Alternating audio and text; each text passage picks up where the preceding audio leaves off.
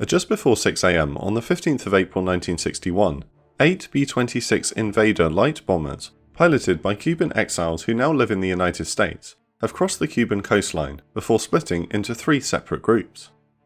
These aircraft have come from a covert CIA base in Nicaragua and spent the last 3 hours flying high above the Caribbean Sea. 2 of the B-26s head for their target of Antonio Maceo Airport near Santiago in Cuba, which is being used by Fidel Castro's revolutionary Cuban government as a military airbase. One of the pilots, Gustavo Panzoa, is a former Cubana Airlines pilot who knows the airfield well. He spots the DC-3 that he used to pilot as a commercial airman and dives, releasing a 500-pound bomb before pulling up. The DC-3 explodes, and Panzoa and his wingman make several strafing runs on the airfield before egressing towards their home base.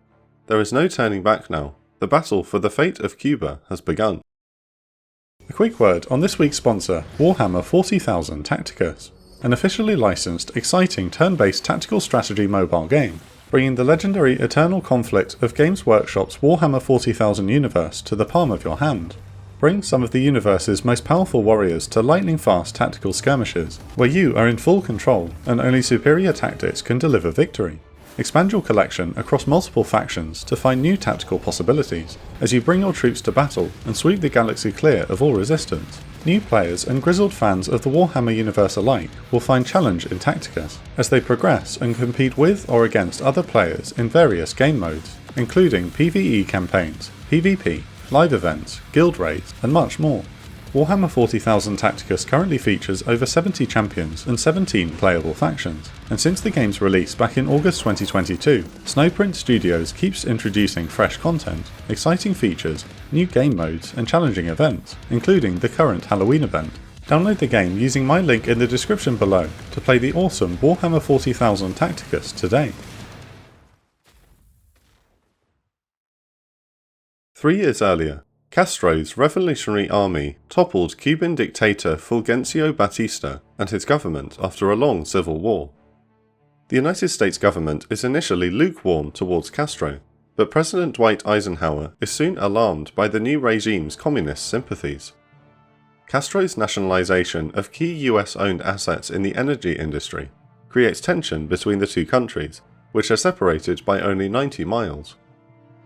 Furthermore, Castro's attempt to foster closer relations with the Soviet Union convinces Eisenhower that he must be deposed. In early 1960, the president authorizes CIA Director Allen Dulles and Chief of Clandestine Services Richard Bissell to prepare a coup to oust Castro.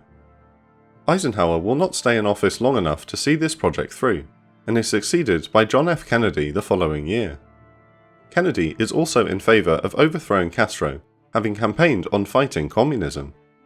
By this time, Dulles and Bissell have recruited nearly 1,500 anti-Castro Cuban exiles into Brigade 2506, a paramilitary force armed and trained by the CIA in Nicaragua.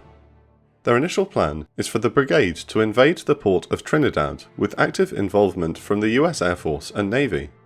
The brigadistas will use Trinidad as a base to rally popular support for the overthrow of Castro, or escape to the nearby Escambray Mountains to wage a guerrilla war with support from the United States. However, Kennedy is concerned that the plan relies too heavily on American involvement. The president wants plausible deniability to protect the United States image, and the CIA goes back to the drawing board. The final plan is codenamed Operation Zapata.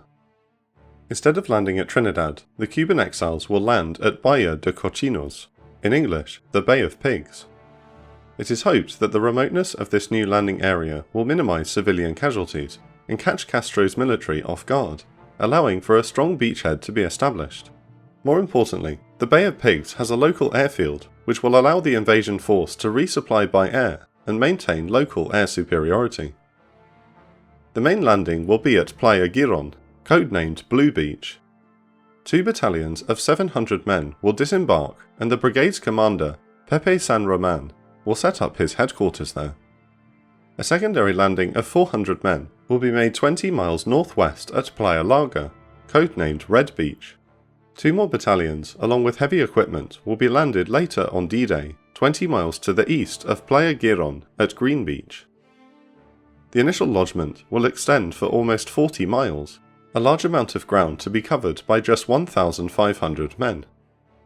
The amphibious assault will be supported by a company of paratroopers to be dropped inland of Playa Larga and Playa Giron. To draw Castro's attention away from the intended landing area, a diversionary assault by 160 men will be carried out on the 14th of August, 30 miles from Guantanamo Bay. The destruction of Castro's air force is of paramount importance. The invasion will not succeed unless the exiles can control the skies. However, the end goal of Operation Zapata is intentionally vague. The CIA has assured President Kennedy that the Cubans will revolt against Castro. They don't truly believe the brigade can conquer the island on its own. US Navy ships carrying supplies will sit offshore at the Bay of Pigs to provide weapons and ammunition to the expected uprising. However, both British intelligence and the CIA have indicated that the majority of the Cuban populace supports Castro, and there is no contingency should things go awry. Chief of Clandestine Services Bissell remarks, "I have no clear picture of what to expect, but I am confident that something will happen." The lack of concise planning is to have dire consequences. The B-26 raid on the morning of the 15th of April is intended to fulfill a primary objective of destroying the Revolutionary Air Force. The Cuban exile pilots attack multiple airfields around the country and report causing massive damage.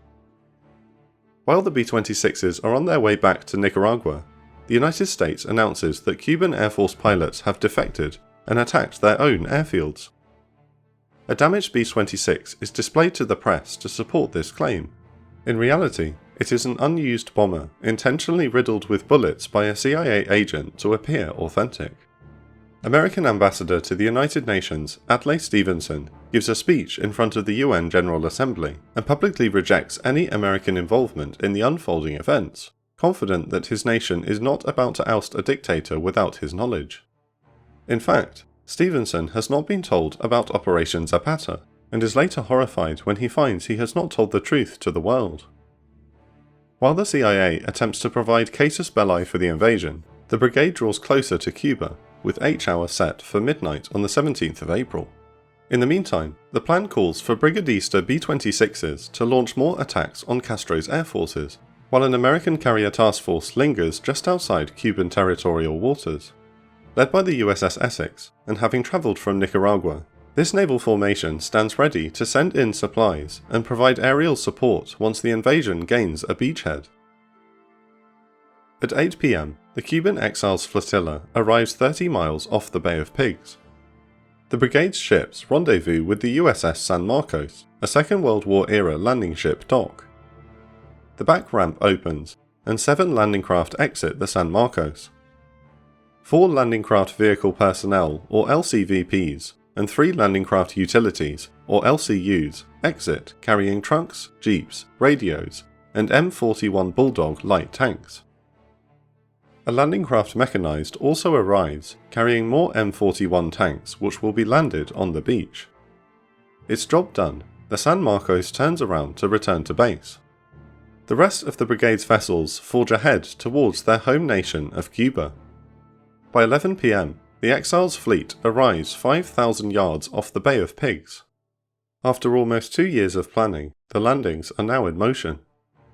At just past midnight on the 17th of April, 5 Cuban frogmen, led by CIA agent Grayston Lynch, set off towards shore in a Zodiac boat to clear the landing beach and mark proper channels. These men are to be the first men ashore at Blue Beach, the main designated landing zone for the brigade. The command landing craft infantry ship Blagar will land at this beach after it has been secured to offload troops and supplies. However, the Zodiac snags on coral as it makes its way to the shore. The CIA has failed to heed warnings from the Cuban exiles about the coral at the Bay of Pigs, dismissing satellite photos as showing seaweed instead. Lynch's boat manages to get over the reef, but the larger landing ships will soon have a serious issue to contend with when they attempt to land. The team of frogmen diverts towards a darker stretch of beach, as Lynch and his team discover a problem. The supposedly deserted beach they were intending to land on is lit up by floodlights, as local villagers are having a fiesta. They manage to land safely at the nearby deserted beach and begin wading through the ocean surf towards land. Their bad luck continues when one of the red marker lights to be used to guide the transports to shore shorts out and glows brightly in the night. Before the men can cover it, a military jeep carrying Cuban militiamen arrives on the beach and points its headlights directly at the frogmen. Lynch and the Cuban exiles open fire and disable the jeep, but the militiamen are able to flee into the darkness. Knowing the element of surprise has been lost, Lynch radios to the Blagar and asks the captain to move closer so the ship's guns can support his team with covering fire. However, Lynch fails to warn them of the dangerous coral they had discovered on the way in. 3 more jeeps pull up carrying 24 Cuban militiamen. Lynch's men open up with their machine guns and a firefight breaks out. Lynch is mystified that there are so many Cuban militiamen in the area, but he is unaware that the entire plan has been compromised. Indiscreet talk by Cuban exiles in Miami have alerted the Soviet Union and Cuba's revolutionary government to the impending invasion. Castro has used this knowledge and mobilized over 200,000 of his militia and armed forces to meet the threat. To further complicate matters, the diversionary landing scheduled for the previous night near Guantanamo Bay was cancelled when the reconnaissance group spotted Cuban soldiers loitering on the beach. The militia already at the Bay of Pigs will soon be joined by Castro's regular armed forces. Luckily for the frogmen, the Blagar moves close enough to support them on the beach with 50 caliber machine gun fire. The arrival of heavier firepower tips the advantage to the brigadistas, and the militia retreats. With the beach secure, the landing can now proceed. LCVPs and small wooden boats filled with brigadistas set off from their transport ships, only to become lodged in the coral. Some manage to find gaps and push through, but most landing craft become stuck, and some sink after having their hulls ripped apart. The exiles must stand on the coral and wait until they are picked up by the smaller boats to ferry them ashore. Nonetheless, the return to their native land is emotional for many men who kneel and kiss the beach. At 1:30 am, Lynch arrives back on the Blagar to receive news from Langley that Castro's air force is still intact. The message reads, "Expect you will be under attack at first light. Unload all men and supplies and take the ships to sea." The transports have only been partially unloaded, and most of the medical supplies and the ammunition are still aboard. Lynch consults with the brigade's commander Pepe San Roman aboard the Blagar. Lynch tells San Roman the bad news and recommends scrapping one of the 3 planned landings. With the operation proceeding at a far slower pace than expected, San Roman agrees, and the bulk of the brigade's troops will now be disembarked at Blue and Red beaches. No landing will be made at Green Beach. As dawn breaks over the Bay of Pigs, American C-46 pilot Edward Ferrer is flying brigade paratroopers to their target drop zone north of Playa Giron. The airborne assault is to be conducted at 7:30 am by 5 C-46 commandos and 1 C-54 Skymaster. The men aboard Ferrer's aircraft are to seize a road inland of the beach and hold it until the seaborne infantry can rendezvous with them. Ferrer flies directly over the invasion fleet at 6:30 am and is approaching the drop zone when he is suddenly hit by small arms fire. Beneath him, Cuban militiamen are firing up at the defenseless aircraft. Ferrer momentarily breaks off to evade ground fire before returning to the drop zone. He gives the signal to drop after encouragement from his friend and the paratroop commander Alejandro Del Valle. "Don't worry, we'll meet again soon in Havana and I'll buy you a couple of beers." At the same time, San Roman and the Cuban exiles spot aircraft over the Bay of Pigs and believe it is their promised American air support from the Essex carrier group. However, the aircraft instead dive on the invasion ships, strafing and firing rockets at the shocked exiles. One of the C-46s is shot down by a British-built Hawker Sea Fury, sold to Cuba before the revolution. Another C-46 is driven off before it can land at the captured airstrip. This is the air attack that Lynch was warned about, but the lack of American air cover is a more concerning development. Unbeknownst even to the CIA personnel accompanying the invasion force, all air support for the invasion by American forces has been cancelled. U-2 spy-plane photographs of the airfields bombed on the 15th of April show limited damage to Castro's air force, despite Director Dulles' earlier confidence.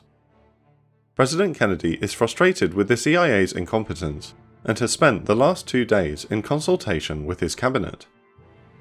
By the time the invasion fleet has made it ashore at the Bay of Pigs, Kennedy and the State Department have lost confidence in Director Dulles and decide to wash their hands of the situation. Planned airstrikes for the 16th and 17th by joint American and Exile forces are cancelled until further notice. Grayston Lynch aboard the Blagar is horrified to learn that no airstrikes have gone ahead since the morning of the 15th of April. By Kennedy's orders, no American military assets are to help the brigade. It is now up to the 8 Cuban Exile B-26 bombers, armed with 8 front-facing 50 caliber machine guns, to fend off the entire Revolutionary Air Force over the beach. The paratroopers finish their drop just as Ferrer is attacked by one of Castro's B-26s. Knowing his C-46 stands no chance against the more agile and armed aircraft, Ferrer dives over the beach, hoping to seek protection from one of the brigade's ships. He flies over the Blagar with the B-26 on his tail. The LCI's anti-aircraft guns open fire on the enemy aircraft and force it to break off. Ferrer is able to gain altitude and return to base. Del Valle's paratroopers land. The Exiles secure their objective just beyond Blue Beach and dig in. The Blagar manages to drive off multiple aerial attacks at Blue Beach using its 50 caliber anti-aircraft guns, but the pro-Castro forces soon also turn their attention to the landing at Red Beach. The Red Beach landing is also plagued by delays, and the brigade's transport vessel, the Houston, is defenseless against air attack. Cuban jets and attack aircraft relentlessly strafe and rocket the ship, turning it into a burning hulk. The captain manages to beach the transport on a sandbar, allowing most of those still on board to make it to shore.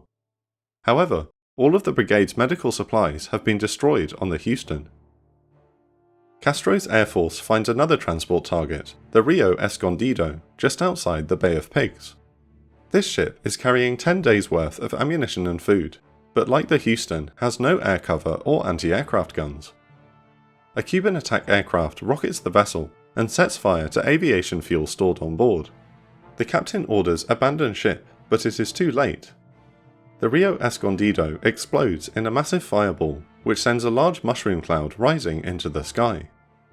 A CIA agent on the beach looks up and initially believes Castro has just detonated a nuclear weapon. With the loss of the Houston and the Rio Escondido, Lynch orders the rest of the fleet to make for open sea. The ships will have to flee to international waters before returning to resupply the troops on the beach the following night. Brigade 2506 will be trapped on the beachhead without supply, without naval support, and with limited air cover for the foreseeable future. Facing them is the bulk of Castro's government army, now moving into the area and preparing for a massive attack. The ground battle is about to begin. Part 2 of the Bay of Pigs will be released next week, but if you can't wait until then, you can watch it now on our Patreon at patreon.com/The Operations Room, where you'll get early access to videos completely ad and sponsor free. Thanks again to Warhammer 40,000 Tacticus for sponsoring this video. Download the game using my link in the description below to play the awesome Warhammer 40,000 Tacticus today.